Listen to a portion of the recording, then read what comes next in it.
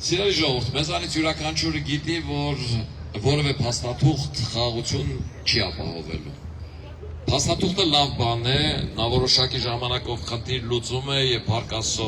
օգոստոսի 8-ին ստորագրված փաստաթղթից հետո Հայաստանի սահմաններին չի կրակվել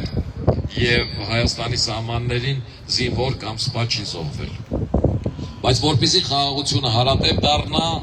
մենք պետք է սպառազինենք մեր բանակը, մենք պետք է հզորացնենք մեր տնտեսությունը։ Բանակը սպառազինելու համար աշխարհի որևէ երկիր չի գալու ու մեզ գումար չի բերելու տա, որ ասի սիրելի հայեր, այ այս գումարը վերցրեք ու ձեր բանակը սպառազինեք։ Մենք ինքներս պիտի կարողանանք սպառազինել մեր բանակը, իսկ փողը որտեղից այս հարցին ու այս հարցին պատասխան տալու ու այս հարցի լուծման համար է հիմնականում, որ մենք գնում ենք ազգային ժողով։ Սիրելի ժողովուրդ, մենք համարում ենք, որ Աստված մեզ չի նեղացրել, որ մեր երկիրը ունի հանքային ռեսուրսների ահռելի պաշար, որ մեր լեռներում պղինձ, արծաթ, ոսկի, մոլիբդեն կա, որ մեր սարերը լի են քաղցրահամ ջրերով եւ որ այդ հայ մարդը աշխատասեր է, մենք ունենք մարդկային ու գիտական ահռելի ռեսուրս եւ եթե այդ ռեսուրսները ամբողջությամբ միավորենք, մենք կարող ենք մեր տնտեսություն, մեր բյուջեն բազմապատկել, կրկնապատկել, կառապատկել, հնգապատկել եւ 5 տարի հետո ունենալ մինչև 45 միլիարդ բյուջե, որը 2 անգամ ավելի է Ադրբեջանի բյուջեից։ Եվ հավատացնում եմ ձեզ, որ միայն այդ դեպքում է, որ Ադրբեջանի նախագահը կգա ու կստորագրի խաղաղության համաձայնագիրը, որ մեր հետ չի խոսի անկլավներից, որ մեր հետ չի խոսի սահմանադրության հանրաքվե անելուց, որովհետև կհասկանա, որ պատերազմի պարագայում ինքը գոնե համազոր վնասներով հակահարված կստանա եւ այդ կդառնա անհնարի։ Բարեբախտաբար այս օգոստոսի 8-ից ստորագրված փաստաթղթից հետո որոշակի ժամանակ խաղաղություն է ընձեռնվել եւ բարեբախտաբար այդ խաղաղությունը նաեւ միջազգային հանրությունն է սպասարկում եւ այդ խաղաղության ժամանակամիջոցից մեզ պետք է օգտվել։ Սիրելի ժողովուրդ, ես կարող եմ ժամերով ներկայացնել, թե մեր հանքավայրերը ինչպես են շահագործվում, ինչ հնարավորություններ ունեն, օրինակ Հայաստանում կա 3 միլիարդ տոննա գունավոր մետաղներ պարունակող հանքանյութ, որից 2 միլիարդը քաջարանում է։ Մենք այդ քաջարանում կարող ենք տարեկան մինչև 1 միլիոն տոննա խտանյութ ստանալ, բայց այսօրվա դրությամբ ստանում ենք ընդամենը 200-220 հազար տոննա, օգտագործում ենք հանքավայրի 20-25%-ը։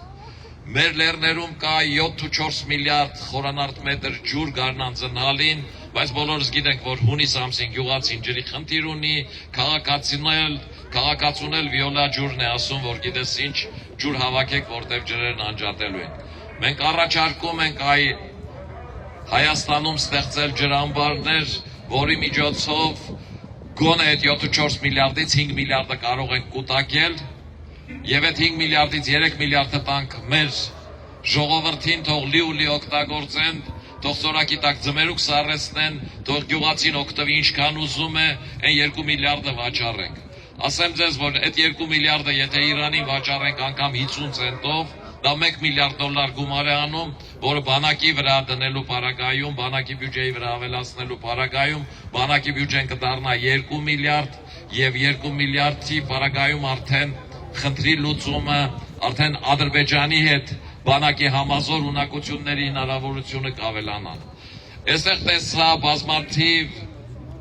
նկարներ, որ իմ ազգակիցները բերել էին մեծ եղբորս Վազգենի։ Վազգենն ինչ էր ասում էր ժողովուրդ ջան, Հայաստանի անկախությունը անմեկնաբանելի արժեք է, Հայաստանի անկախությունը բացարձակ արժեք է, այն սակարկման ենթակա չէ։ Վազգենն անդադ ասում էր, պատերազմն ավարտված չէ, մտածեք այս երկրի մասին եւ ասում էր մեր բանակ, որ գնում են վարչապետ, գնում են որպեսզի տնտեսությունը հասցնի բանակին, որ կարողանանք սպառազինել մեր բանակը։ Վազգենի այդ ասածներից հետո, սիրելի ժողովուրդ,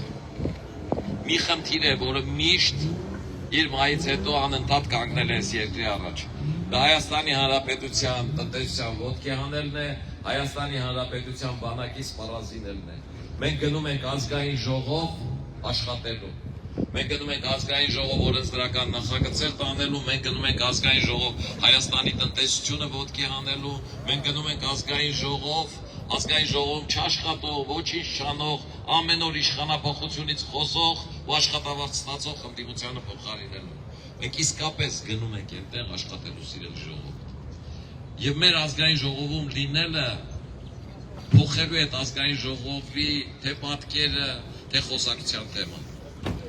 Մենք որևէ մեկին չենք վիրավորելու, մենք օրենքների նախագծեր ենք ներկայացրելու, ու այդ իրար հողատու դավաճանասողները ստիպված են լինելու մեր ներկայացրած օրենքներին կամ այո ասեն, կամ ոչ ասեն։ Այսինքն մենք փոխելու ենք այն նկարագիրը, սիրելի ժողովուրդ, ինչը կա մեր ազգային ժողովում։ Մեր ազգային ժողովում լինելը նաև չափից ավել կարևոր է այն հանգամանքի վրա, որ միջազգային հանրության ուշադրությունը կկենտրոնանա Հայաստանի վրա, որովհետև իրենք կտեսնեն, որ հայ մարդը իրապես ընտրություն է կատարել դեպի քաղաքակիրթ աշխարհ, դեպի ժողովրդավարություն, եւ թե ներդրողների մուտքը Հայաստան, ներդրողների հնարավորությունը Հայաստան կմեծանա, եւ թե ազատ վիզային ռեժիմի խնդիրը ինչից այդքան չարչրված խոսում են, երկու վարչապետն էլ ասում էր 2 տարի հետո, վստահեցնում եմ ձեզ 6 ամիս հետո կլինի, որովհետև այդ նույն Եվրոպան կտեսնի, որ իր արժեքները դավանող քաղաքական ուժ ազգային ժողովում է, հետևաբար հայ մարդը նման ընտրություն է արել։ Մենք բազմաթիվ այլ օրինագծեր ենք տանելու ազգային ժողով, սիրելի ժողովուրդ, այդ յուրաքանչյուր ընտանիքին վերաբերվող, յուրաքանչյուր տեղին վերաբերվող։ Մենք օրինակ օրենքի նախագիծ ենք տանելու ազգային ժողով, որ համաներումը դառնա պարտադիր։ 5 տարին մեկ կամայական չլինի, որ որևէ իշխանություն ինքը չորոշի համաներում անում է թե չէ, 5 տարին մեկ այդ համաներումը պարտադիր անեն,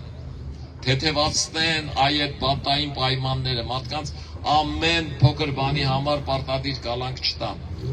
Մենք նաև, ասեմ, սովորական բան, մենք օրենքի նախագիծ ենք տանելու նաև այդ հոգեհացի, գերեզմանների եւ այլնի հետ կապված։ Մեր ժողովուրդը մրցակցության մեջ է այդ ամեն ինչի մեջ, չկա ընտանիք, որ այդ խնդրի հետ շփված չլինի ու մարդը իր վիշտը դառը թողած հոգեհացի խնդիր է լուծում, հետո գերեզմանինը կողքի գերեզմանից փուճուր չլինի, բերեմ ավել ծախսանեմ, որ չասեն ամոթե, այս ամեն ինչը պիտի օրենքով կարգավորվի ու այս խնդիրները պիտի լուծվի ժողովուրդ ջան։ Մենք նաև այս խնդիրներն ենք տանելու ազգային ժողով ու նման խնդիրներ ենք բարձրացնելու, որ մարդկանց փոքր հարցերից մինչև մեծ հարցեր կարողանանք իրավական եւ օրենսդրական առումով լուծումներ տալ եւ սահմաններ դնել։ Մենք գնում ենք ծառայելու ձեզ, սիրելի ժողովուրդ։ Դուք գիտեք, որ ես 3 անգամ ազգային ժողովի պատգամավոր եմ ընտրվել, 2 անգամը մանդատ ընդհանրապես չեմ վերցրել, համարել եմ կեղծած։ Ես չեմ եկել այստեղ, որ խնդրեմ, որ ինձ մանդատ տաք, որ ես պատգամավոր դառնամ։ Պատգամավոր դառնալը ինձ շատ քիչ է հետաքրքրում։ Ես այդ 3 անգամից միայն երկդաշինքի ժամանակ է, որ մանդատը վերցրել գնացել եմ։ Ու հիմա եկել եմ ու ասում եմ քվեարկեք 11 համարի օգտին, որովհետև շատ եմ ուզում, որ Հայաստանի Հանրապետությունը ապագա ունենա, որ այս երեխեք ապրեն Վազգենի ասած ազատ ինքնիշխան ու անկախ երկրում, որ մեզ չթելադրեն, թե դուք ես պիտի անեք, եմ պիտի անեք, որ Հայաստանն ունենա ինքնուրույն բանակ, հզոր բանակ, որը պաշտպանի իր սահմանները, որ Հայաստանում հետաքրքրող հարցը աշխատավարձի բարձրացումը լինի, ոչ թե խաղաղության խնդիրը։ Եթե մենք ուզում ենք, որ Հայաստանի Հանրապետության խաղաղությունը լինի առատև, Հայաստանի Հանրապետությունը անընդհատ աճի, մենք պիտի հիմա այս ընթացքում ունենանք թռիչքային տնտեսական աճ եւ սպառազինենք մեր բանակը։ Ես հավատում եմ դրան, որ մենք կարող ենք։ Մեր գրած ծրագիրը դա է մեկնաբանում եւ մենք գնում ենք ազգային ժողով հենց դրա համար։ Սիրելի ժողովուրդ, հետեւաբար խնդրում եւ հորդորում եմ ձեզ հունիսի 7-ին պարտադիր գնացեք ընտրական տեղամասեր եւ քվեարկեք 11 համարի օգտին։ Եվ ես վստահեցնում եմ ձեզ, որ մենք այնպիսի աշխատանք կանենք, որ դուք կհպարտանաք ձեր քվեարկությամբ։ Նաեւ ասեմ ձեզ, որ մեր ազգային ժողովում լինելը Դիլիջանի հանդեպ ուշադրությունը ել ավելի մեծացնելու է։ Ես ընդհանրապես տեղային բաժանումների եւ այլնի կողմնակիցը չեմ, որ բաժանեն դիլիջանցի, արարատցի եւ այլն, բայց ես կան Հայաստանում քաղաքներ, որոնց հանդեպ ուշադրության մեծացումը բերելու է ամբողջ Հայաստանի վարկանիշի բարձրացման։ Դիլիջանը այդ վայրերից մեկն է։ Դիլիջանը Հայաստանի Հանրապետության քաղաքների գոհարներից մեկն է։ Դիլիջանը չնաշխարհիկ է իր բնությամբ, Դիլիջանը չնաշխարհիկ է իր օդով, Դիլիջանը ահռելի հնարավորություններ ունի տուրիզմի, Դիլիջանում պետք է բերել այնպիսի ոլորտներ աշխատատեղ բացելու համար, որոնք նոր տեխնոլոգիական են, որոնք վերաբերվում են արհեստական ինտելեկտին,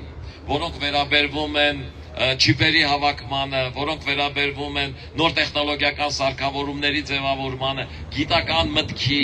ոլորտների, որովհետև այստեղ մաքուր օդ է։ Իսկ նման ոլորտների զարգացման համար ամենակարևորը լաբորատորիաների մաքուր օդն է, այստեղ այդ օդը ինքն իրեն Աստծո կամքով 60-70% մաքրված է, հետևաբար նաև այս առումով, թե աշխատատեղերի առումով, թե քաղաքի որպես տուրիստական կենտրոն առումով ուշադրությունը միանշանակ ավելանալու է։ Նաև աշխատելու ենք, որ պետական տեղական կառույցների ազդեցությունը այ հողատարածքների հատկացման վրա, տուրիզմի առումով շինություններ անելու վրա հեշտացվի, ժողովուրդ ջան, որովհետև այդ ամեն ինչ այնքան են բարդացրել, որ ներդրողը հոգնում է այստեղ ինչ որ բանի հասնելու ու ինչ որ բանի անելու։ Թղթագրությունը այնքան է շատացվել, այնքան է բարդացել։ Այդ տարածքը, այդ հողը, այս բնությունը որ կա, ինքն իր համար չի։ Այդ սրբազան կով չի, այդ մարդու համար է։ Աստված որ ստեղծեց, ասեց, ստեղծում եմ, որ վերցնեք ու վայելեք։ Իհարկե այդ վայելը պիտի լինի ճարպի մեջ, բայց դրանից ընդհանրապես զրկելն է, ցարկել այդ սրբազանքով, կոպից սխալը։ Հետևաբար սիրելի ժողովուրդ, ուզում եմ ասել, որ նաև ձեր պրոբլեմներին եք տեղյակ, ուզում եմ ասել, որ ազգային ժողովուրդ լինելով նաև այդ պրոբլեմներին եք եկամուտ լինելու։ Դուք կարող եք մեզ ինձ ընդունել որպես Դիլիջանից Հայաստանի ազգային ժողովում աշխատող պատգամավոր եւ ձեր հարցերով գրել ինձ հիմա էլ ես բոլոր նամակներին ինձ գրված բանս անում։ Հետևաբար հանգիստ խղճով կարող եք քվեարկել Հանրապետության կուսակցության եւ 11 համարի օգտին, կարող եք այդ անել նաեւ այն բանի համար, որ կիսով չափ դիլիջանցի եմ ու ես կողմ եմ, որ մարդիկ այ իրենց թասիվը պահելու համար իրենց տեղացուն են քվեարկում, ես դա ոչ թե լավ այսենց եմ համարում ու դա ճիշտ եմ համարում ու կան տրադիցիաներ, որ մենք պիտի պահենք, ինչքան էլ ասեն ուրիշ ձևերի բաներ։ Գնացեք ու քվեարկեք ու ես լրիվ անկեղծ ձեզ ասում եմ, որ այլ որևէ նպատակ չունեմ, բացի այս երկրի ինքնիշխանությունը հզորացնելը, բացի այս երկրի տնտեսությունը ոտքի անելը։ Իսկ այդ տնտեսությունից մի քիչ գլուխ հանում եմ։ Լավ եղեք սիրելի ժողովուրդ ու շնորհակալություն։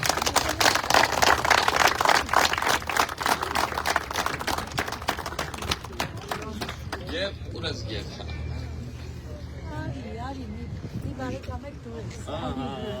Հունիսի 7-ին երեխաների, ապագայի ու Հայաստանի համար քվեաթերթիկ համար 11 Հանրապետություն կուսակցություն Արամ Զավենի Սարգսյան